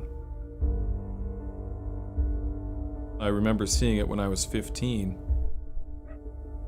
7 years later, I found myself with the Stan Winston team in London working on the Queen. The fan element is not dead. It burns like molten lava in all of us. Our love and our history and having been hands-on building it and then having an opportunity to do it again, I hope that labor of love comes through to the collectors. We wanted to make sure that this piece really reflected the Queen from the movie. It's been an awesome involvement working with them and getting to see how they bring this piece back to life so many years later. John and I are able to supervise a younger generation and a different work system to kind of create a definitive Queen Alien piece for collectors, because it really is one-to-one from 1986 to today. Man, they should have more of these trailers instead of all that stuff that they've been doing. We were very hands-on to kind of get it just right, just to do it justice. Having worked on this movie, it's an honor to have another run at it and to do something creative with it. So we're definitely making this for the fans.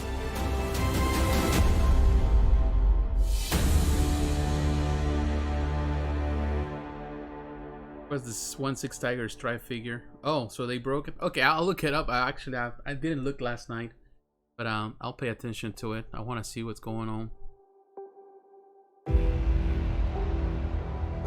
I don't know if this trailer's they already have this trailers before. There's just a presence that draws me Casey to Love. It has a way of hiding who you are, but then you can become and get into that character. The impact of that is stronger than any other piece of art for me. Making your own monster mask. Growing up, I had seen these masks hanging in these Halloween shops at the local mall. They were so in your face, you know, life-size creature, monster things that you could wear and become that. They had this huge impact on me. You know, there can be an awesome painting, but if there's an awesome mask hanging next to it, I won't even pay attention to the painting. There's always been that fascination. It's in movies, it's in pop culture. Looks like they have a soul or a life, so that's magical to me. So when I first got into it, all I wanted to do was sculpt masks all day long. He's not only a painter, he's also a sculptor. From my childhood, basically. Didn't know that. I thought he was only a painter. This is what you were he's a mask creator drawn into as a kid. You know, when I started to make the decision to, okay, I'm going to be a mask maker, I want to sculpt masks. It's a little scary because you have thoughts like, can this be a career? You know, can this make money, and can I do something like that? I kind of just pursued it and went with it and just never looked back. Super talented for sure. Stay up all night long and work, and then sleep through the day, and then work all night again, and it kind of got in this routine, and it's all I did. I mean, I would do this for 13 hours a day. I loved it so much I didn't care anymore about friends and life and anything else. I just cared about creating monster masks. You know, I was learning something for the first time, and I had no clue what I was in for.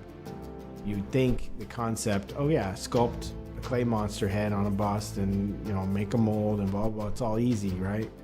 But all that got killed really quick with failure.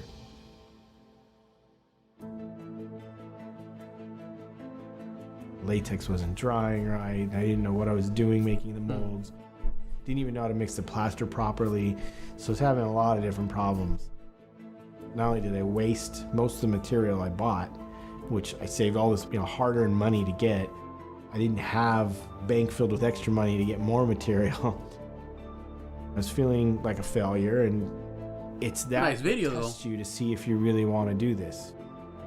They should do more of these. Put all this effort, time into it, and that gets you down and bums you out. But mask making, to be good at it, you know, it's like anything else. You grow by failing. Back then, I was just so driven. I am one of those people, when I decide to do something, I go all in.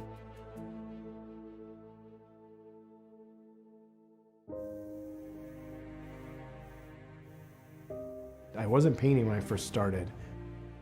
And then eventually I decided, well, I want to see these things, you know, realized, you know, in paint.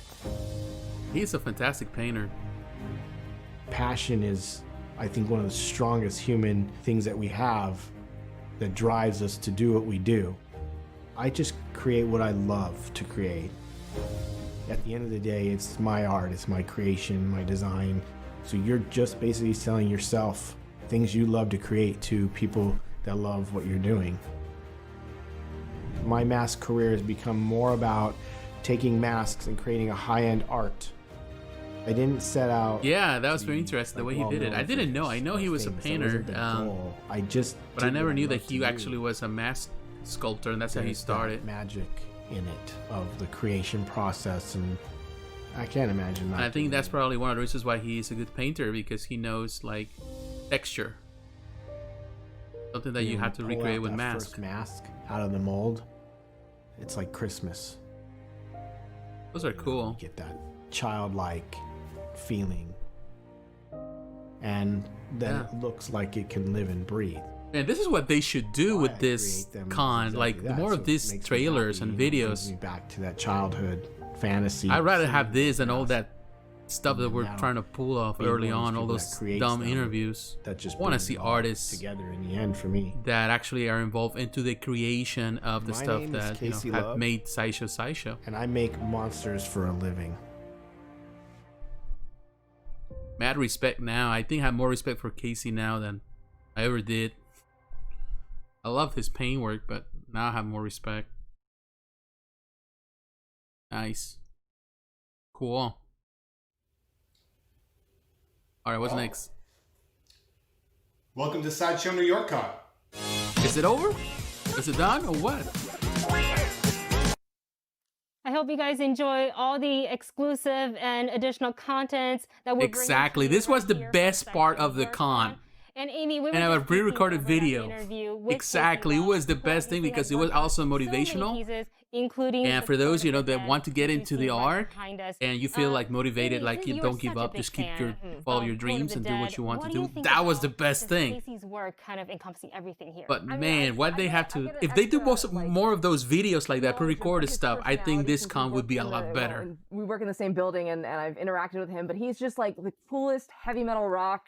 Loves the gnarly monster stuff, and so there's almost no one better to usher some of these characters to life, and especially as we're standing here with Odium and Relic Ravlatch, those are two characters he's had a hand in bringing to life, and you can just see, even between these two characters, how very differently the gore is handled. Yes. But I know that he puts so much passion into these characters.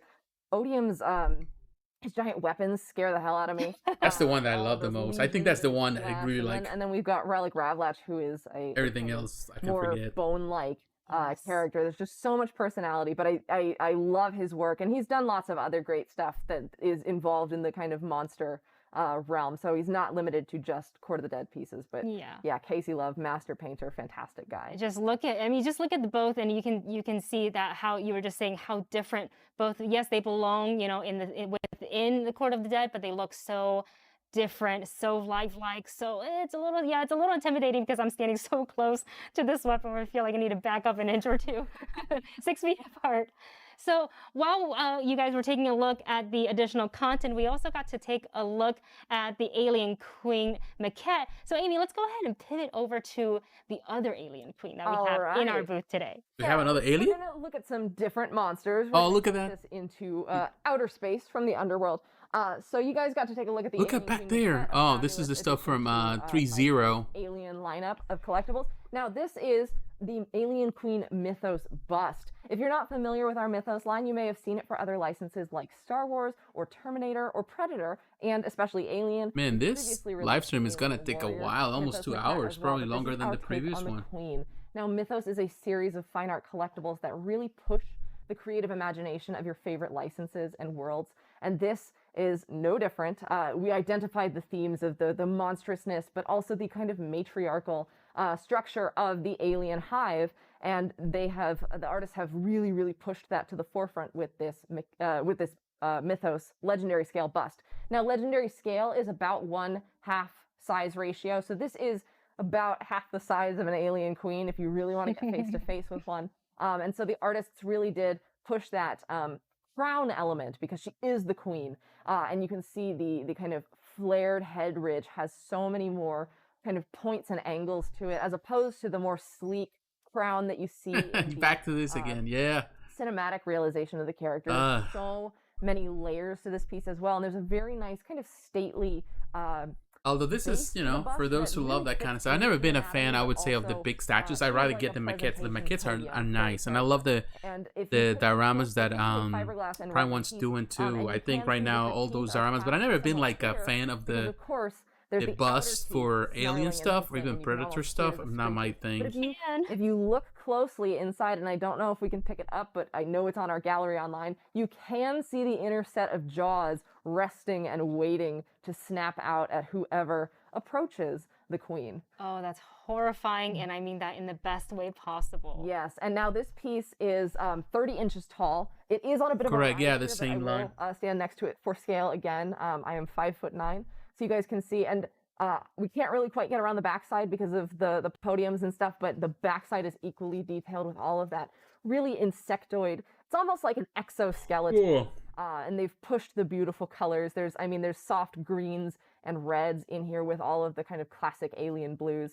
This is available for pre-order on our website right now, and it is limited to an edition of only 250 pieces, and that edition is currently low stock on our website, already in the pre-order phase. So if you are an alien fan, if you want to visit a new take on this terrifying xenomorph world, you're going to want to add the Alien Queen Mythos legendary scale bust to your collection. So Amy, we were earlier talking about a lot of the figures that we've seen already today seems to defy gravity, and I believe that includes what we see right in front of us.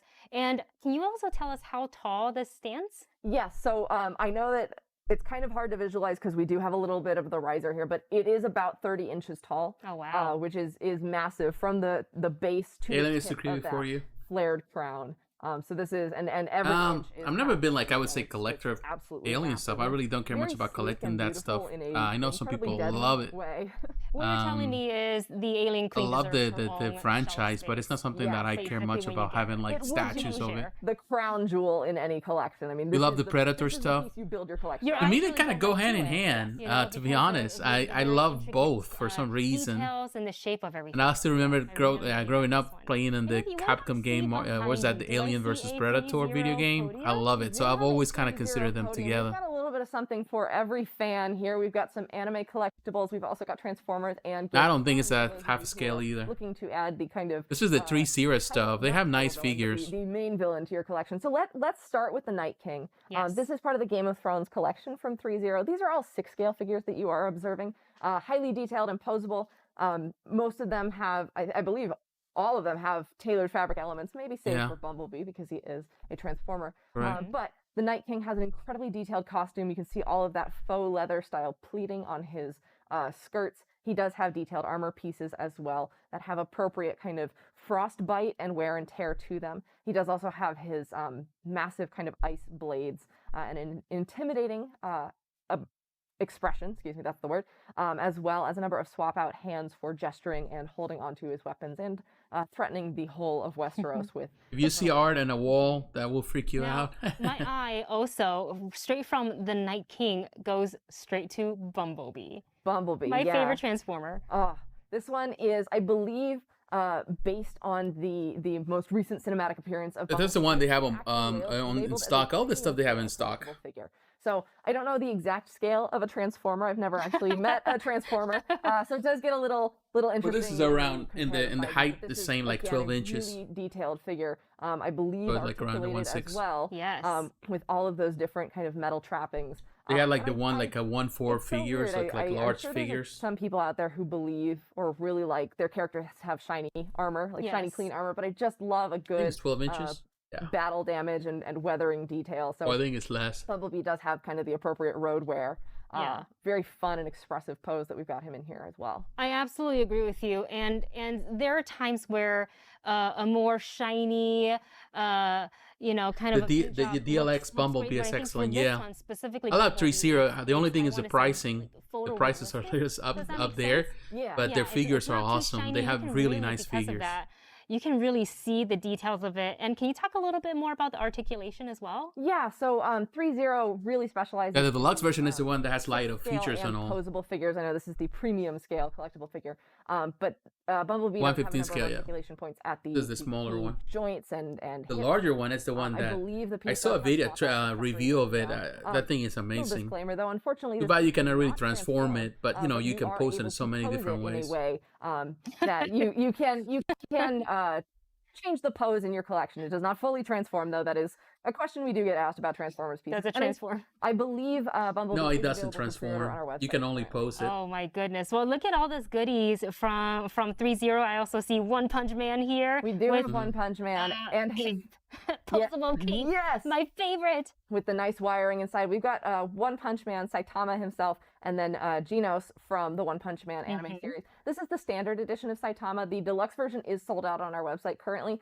but this figure does, of course, get you that posable cape. He does have his serious expression and a number of swap out hands for crafting your perfect one punch, maybe. Yeah, nice. And then we do have his cyborg disciple Genos here as well. Hey, I'm sleeping now. You see that there are sculpted armor elements as well as fabric costume elements. I really like the even down to the belt buckle around his pants. But he's got the intricate cyborg armor as well with it looks like the fingers may be articulated on the piece, but I'm not 100% sure. But otherwise, there are a number of swap out hands and elements to this figure as well. Very detailed. And I love seeing anime characters realized as collectibles because we do have a lot of live action television and cinema, but to have these characters who are very stylized realized as expressive figures as well is really cool. And I just want to point out, this is the perfect use of shiny right here.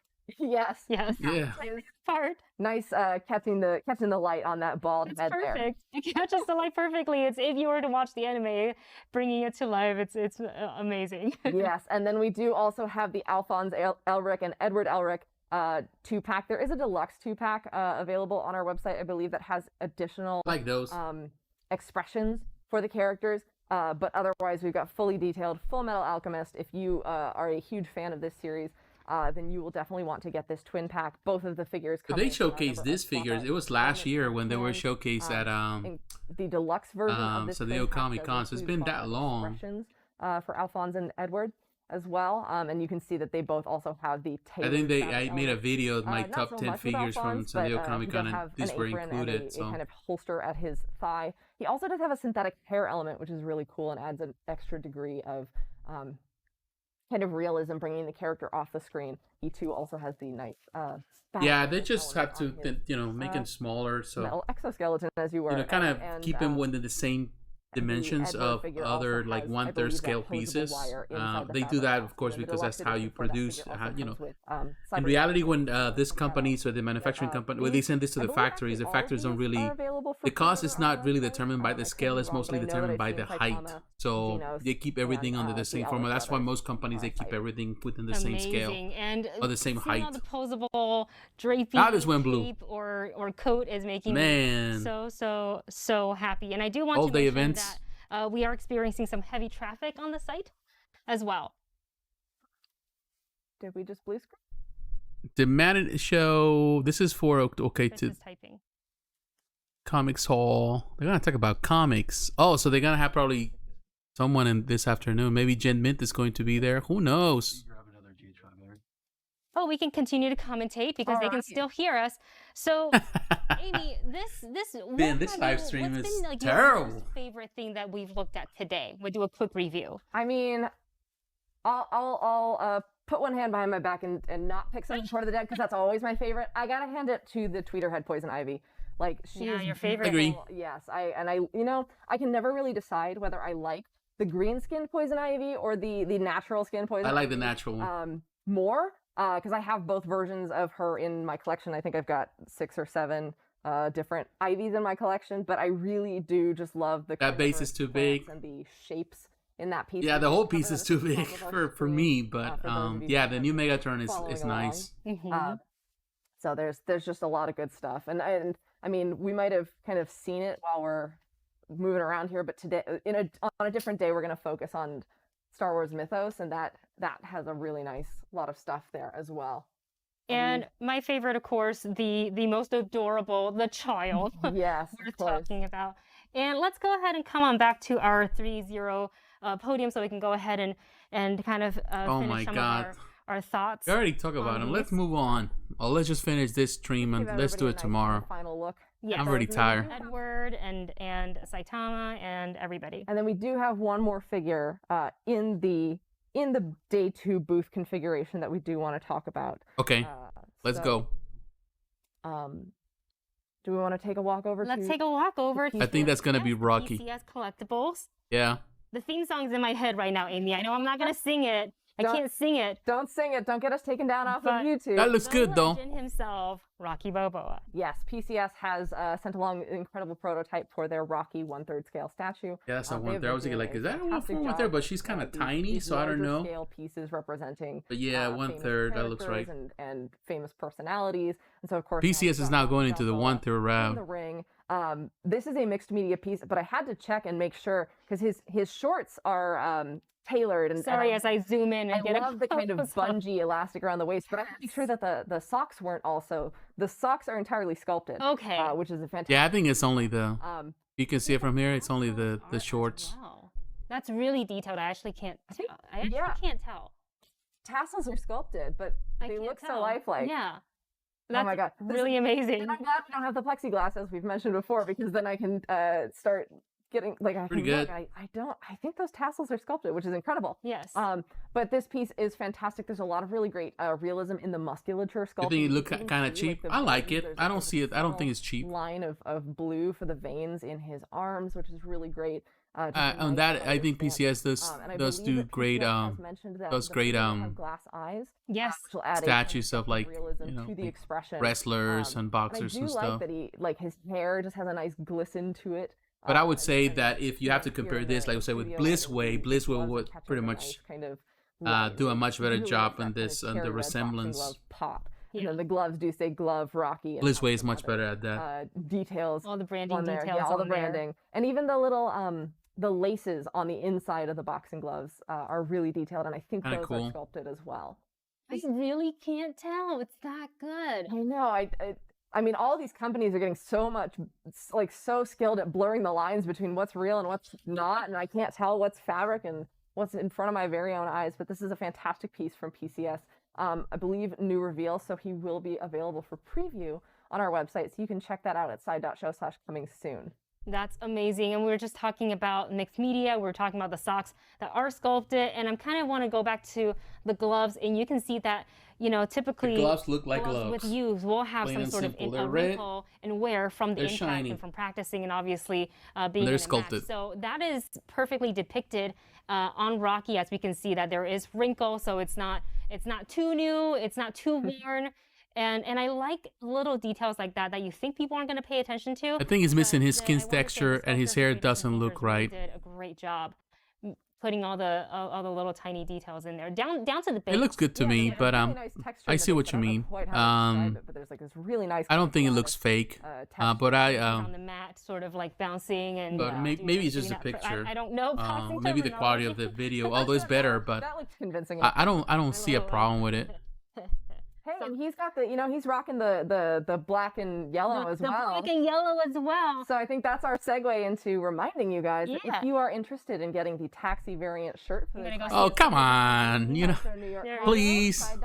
You already talked about it. How many times? And I don't need to hear it. Between when this live show ends, which you can go and buy this T-shirt, overpriced T-shirt. No, heck no. 10:30 or so. Oh my gosh. It's actually past 10:30, so it might be up already, but through 2 p.m. and that is exclusive. That is the time window. If you want to get this shirt, go to side.show/con shirt. That is your chance to get the taxi variant for the show. Taxi variant. So I'm sure for the viewers, because I am very much a kind of, I want to see things in person before I purchase. Let's go ahead and talk about these shirts and the way they fit. So Amy and I, do a little spin for you guys. T-shirt. So Amy and I are both wearing the size small. Same as any other T-shirt. She's a lot taller. Let's just say so. Let's just say what it is. She is 5'9". I am 5'1". So this is what the size small would look like on the both of us. It's super comfortable. I am really. Oh my god. I call it. It's like I say with my husband. Yeah, we do a shot. Taking shots every time they say they promote jewelry or like T-shirt. We'll be drunk by the end of this video. I notice it right away, and I have not had a single issue with this shirt. And I really like that it's long sleeve. It's got like I love the coloring. It is. It's not just a straight up gray. I love the checkered detail. Made in China. Of course, Sideshow New York Con. I really like this. It's really soft, really breathable. There's kind of like that nice little bunch together at the wrist. And I typically wear a unisex small or like a women's medium or large, depending. Same. Extremely comfortable. I really dig this shirt. I mean, I have a whole wardrobe that is full of all the con shirts I've worn for when I work these shows, but like this is a really comfortable shirt. So if you want to get the variant, this is the variant for the colorway that came in the swag bundle. But this is like the true New York taxi style. Yes. The second I saw it, I said, taxi. I see what you did there. I like it a lot. Small. That was a good one, Silverwolf. Yes. Let's make this much interesting. Let's make the show more interesting. Take them off. The fabric, the full details will be on the product page, as well as it is a freaking T-shirt. Come on. More of that information. But yeah, as Wendy mentioned, we're both wearing size small in different functions. So you can check that out. And once again, that is side.show/con. Oh my god. Today they're trying to sell shoes, they're trying to sell T-shirts, they're trying to sell jewelry. And also really quickly, pivoting back to Rocky really quickly, the chat would like to know, this is a 1/3 scale? Yes, this is a 1/3 scale. I don't have the exact height because this is the prototype. This is my first time seeing it, which is one of the great things about... You're so surprised. One of the great things about these shows is like a lot of the times you guys get to see the thing first. I maybe saw it 10 seconds before it hit the camera, but don't have the exact height, but this is marked as a 3rd scale piece by PCS Collectibles. I really like this so much, and of course everything we've seen in this booth so far, and we've had such a great time already today at day 2, only day 2 of Sideshow New York Con. Don't remind me. Just the first stream for day 2. Exactly, you guys. We will be back at 2 p.m. with more in the booth, and I'm so looking forward to it. Thank you so much for joining us. Again, reminder about the shirts. If you would like them, they're available on the website right now between now to 11 a.m. to 2 p.m. PT. Just depending on the time zone. I forget that sometimes. We're doing a New York Con, but we're in Pacific time. Nice. I bet they're New York time, so you should be Eastern Standard Time. Thank you so much for hanging out with us. Make sure to tune back in at 2 p.m. PT, and we'll see you then. All right. See ya. Oh my gosh. What to say? Just to finish this video today. Do they have a joke or something? Oh, they don't. Good. All right. All right, now that we are at the end of this video, first of all, I want to say to all of you, thank you very much for your support. Thank you for being here with me. I really appreciate it. It's been close to 2 hours, so it's been long. I think this was longer than yesterday, but I don't know what to say at this point. Part of me wants to say it was good, at least the stuff that was good there. But it was 90% just waste of time. Like, if I can count the time that something was good in the show, it's gonna be only, smaller. I would say like more lifting. I think that the best part of the show was when Casey Love had his segment. It was a pre-recorded trailer. That was very nice. Love that trailer. I think they should have started with that trailer, actually, the entire thing, and they go straight to showcase everything instead of going into that interview with this artist about his shoes, about what he does. I don't know the guy. I don't really care. You know, I'm not here to see that stuff. I'm here to see the stuff that I care, which is statues and figures. And that was just stuff that most of the stuff that we saw today, stuff that we have seen in previous shows, and stuff that even we saw previous years. So it's like nothing really new. They kind of like, you know, it's really much advertising whatever they have in inventory. I love Ivy, Poison Ivy from Twitter Head. So stay tuned for my reaction to that. I'm going to talk about it. The pre-order tomorrow. It's going to go live tomorrow. Also, stay tuned later today. We're going to have my video of Queen Studios. I'm going to be sharing what I think about what happened at Wonderfest. The stuff that is on pre-order. So stay tuned for that video. It's going to go live this afternoon. In, of course, my time, Eastern Standard Time. So it's a few hours from now. But beyond that, then we saw, of course, the Mandalorian statue. They didn't specify what it actually entails with the materials of the child and the cape. I'm thinking it's PVC, but they're not really forthcoming about it. That piece is going to have a lot of leaning problems, that's for sure, unless they change some things here and there. We saw a lot of the stuff, Core of the Dead, which I'm not a big fan of, but a lot of stuff that we'd already seen before. And they didn't say anything about DC. The same Hot Toys we saw before, only a few pieces here and there, nothing really major with stuff that is already on pre-order. What else I'm missing? The stuff from Iron Studios. I love the stuff from Iron Studios. I love to see the big cave troll. That thing is huge. In this case, Shao Kahn from you know, Mortal Kombat and all that stuff. So I would say that it was okay. Let me read this. Yeah, it was mostly fluff. The Iron Studios reveal and Mandalorian, they overdid the Core of the Dead segment. Yeah, it was too long. To me, it's like they need to do, again, and I don't try to pit company against another company, but they need to short this out and make just trailers like Prime 1 did. And maybe a very quick overview of the piece, but all pre-recorded, so there's no space for, you know, like, oh, you know, like, I forgot this, or I forgot, oh, let me think about this, or let me think about that, and then we talk about this that has nothing to do with it. A lot of nonsense about, oh, look at my t-shirt, look at my new jewelry, you know, things like that. Who cares? You know, I don't care about t-shirts. I can buy a t-shirt for $5 anywhere. So to me, it's like, no, thanks, I don't need that. Was most of the stream. Yeah, which is their own IP, so they were really into really presenting that. And to be honest with you, I didn't care much about it. So yeah, I would say it was mostly disappointing. Only the Iron Studio stuff, but they could have just do that in 5 minutes. They couldn't give you a trailer for 5 minutes and talk about it, and that'll be everything. Now we almost 2 hours here for really only a few items that are not even Sideshow. You know, the exciting thing was from other companies. That's stupid. So, no disrespect to that. Of course, Gen Mint was at the beginning. It was just there, but beyond that, I don't know what he's going to do at the show. I was looking at the time. I said they're gonna have like a comic hall, so they're gonna have some comic stuff later in the day. So I'm guessing perhaps he's gonna be invited there, or he's gonna be at tonight's presentation. Who knows? But to be honest with you, it was not really that exciting. I don't know. What's your opinion? I want to say again, thank you very much for your time. Hopefully Sideshow improves tomorrow. Tomorrow we're going to have some reveals for Hot Toys.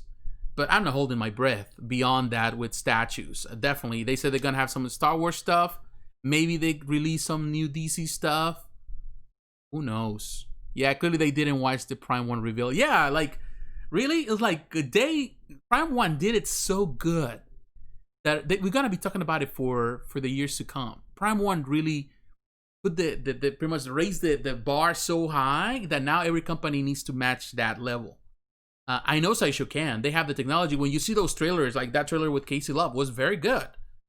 They need to do stuff like that. And man, they can really compete. I want presentations like that. I don't want this fluff. I don't want to waste time.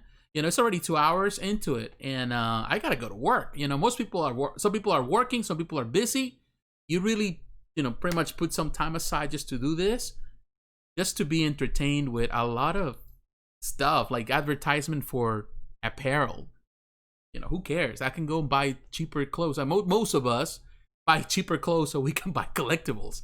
That's what I do. I'd rather pay $5 for a t-shirt And so I can save money so I can buy a $200, $300, $400, $500 statue. That's just bottom line. Maybe I'm cheap on some things.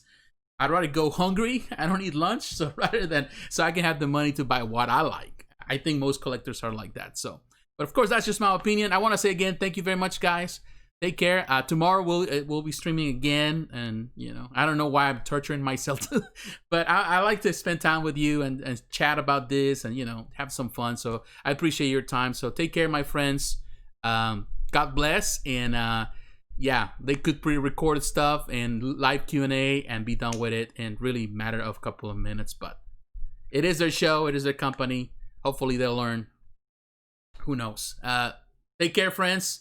I'll see you again. Bye-bye.